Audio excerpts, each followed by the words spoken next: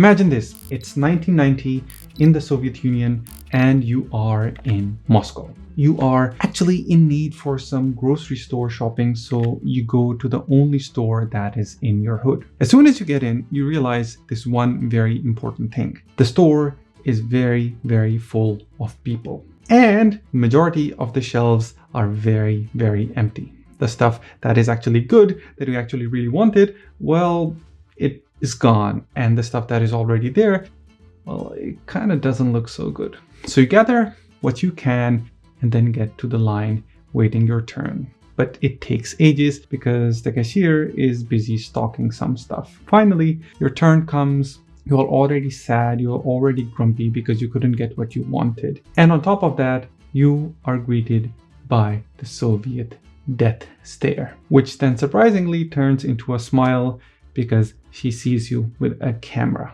Now, jokes aside, in the Soviet Union, service with a smile was an alien concept. In fact, customer service as we know it today barely existed. There is a satirical poster from the communist era that sums it up quite perfectly. The poster says that we don't have it, we're not open, go and bother somebody else. Under Soviet rule, the customer came last. In this video, let's have a look at the insane customer service in the Soviet Union. What were the reasons behind it and how we can still feel the effects to this day. Okay, so in communist ideology, serving individual customers wasn't really a priority. The Soviet system cared about the collective, not really the individual. Let's say you wanted coffee. Stocking coffee was enough. If you wanted a more specialty type of coffee or more bitter or sour, you're out of luck. Like, who are you? Having coffee is enough. The whole economy was state-owned and non-competitive, so there was zero incentive to smile or be nice. Whether you were happy as a customer, it didn't really matter because you had nowhere really else to go.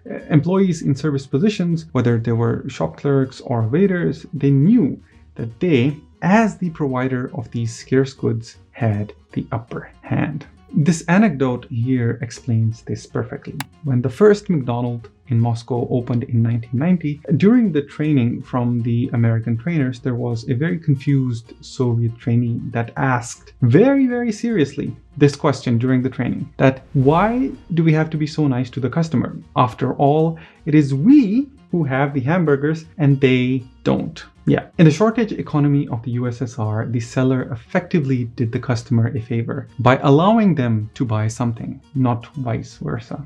Okay, moving on. Second reason. Soviet workers had guaranteed jobs. So unlike in the West, a waitress or a shop clerk in Moscow couldn't really easily be fired for being rude. And their salary, like however meager it wasn't really tied to commission or tips because tips weren't really a thing. So guess what? Many of them just did the bare minimum, and smiling and being nice came pretty far from the bare minimum. Okay, third thing. It wasn't really just systemic, it was also a little bit personal. Because if you give a petty bureaucrat a little power, they will wield it like a hammer. Under communism, following rules was life, and every low-level employee could be a little tyrant in their own kingdom. There is a story of a traveler who was in Ukraine from a vlog, and the cashier actually refused to sell him items because the banknote was too big and she probably didn't have change. Now, I know what some of you might be thinking. Aren't Russians or Eastern Europeans just very cold by nature? And yeah, that there is some truth to it because culturally people in that region don't smile at strangers as much as, for example, say Americans do. But the thing is that even Soviet people themselves complained about the awful service. It wasn't just the Western tourists who were whining about it. There is a newspaper report from 1977 that talks about this very thing, that how Soviet Union is taking a hard look at surly waiters and long lines, and it comes directly down from the Communist Party. It directly mentions that there are problems of lack of attention and disrespect towards the customer. So they actually knew that this problem existed, even at the very top, Then there was this another banger that I found out. So in the late 1980s, during the reform era, there was a televised discussion about why Soviet service was so terrible. And during the discussion, somebody argued that Americans, their favorite thing to argue is that Americans smile at a customer, but it's all fake. And there was a guy right there that shot back with this legendary line that is that better to have insincere American smiles than our very sincere Soviet rudeness. Touche. When capitalism came knocking, it was quite a rude awakening. The Western companies like Pizza Hut and McDonald's had to retrain an entire generation on how to treat customers. There is an American, Rita Arendt, who helped set up Pizza Hut in the USSR, and she said that she literally had to teach Soviet employees about customer service from the very basics. She said that we taught them the concept of customer service, things like greeting people and smiling people and making eye contact and basic hospitality, which employees in the US or UK learn on day one. It was completely new in a society where service had never been customer-centric. Even after the Soviet Union's dissolution in 1991, the ghosts of these Soviet service cultures still linger, especially in the 90s and in the early 2000s. I mean, I've lived in Estonia, and I can tell you that even today, walking into some stores, you would think that the staff were doing you an enormous favor by letting you buy something from them. And it has been almost 30 years since Estonian independence from the Soviet Union. I've talked about my personal experience more in this video about Estonia.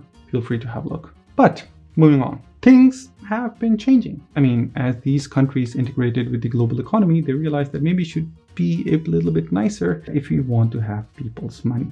For example, Russia's national airline, Aeroflot, which was once known for stewardesses who could wither you with a stare, suddenly had cabin crew smiling and offering kids little toys. In fact, Aeroflot actually won an award for best customer service among Eastern European airlines after they implemented new training that teaches people to be happy, to enjoy what they're doing, and to have a positive outlook. Even the Olympic Committee got involved before the Sochi Olympics. They trained thousands of volunteers with the main message, which was that smile and be friendly, because they knew that foreigners would be coming and a Western visitor expecting Disney-level customer service would be horrified by the Soviet-style grumpiness. So to summarize, Soviet service culture, which was forged by decades of shortages and job security and authoritarian values, left a very deep imprint on how people treat customers in former communist regions. Okay, but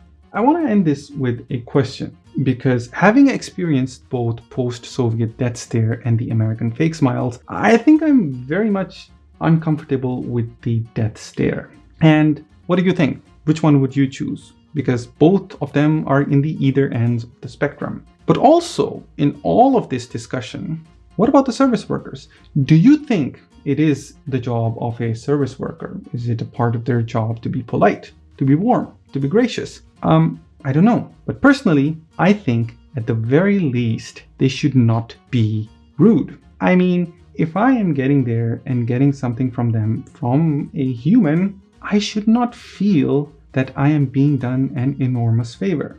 I should not feel that I am like a 4-year-old kid who peed in the middle of the class and now everybody is laughing at them. And on this funny and very vivid bombshell, I leave you and I'll see you in the next one. Bye.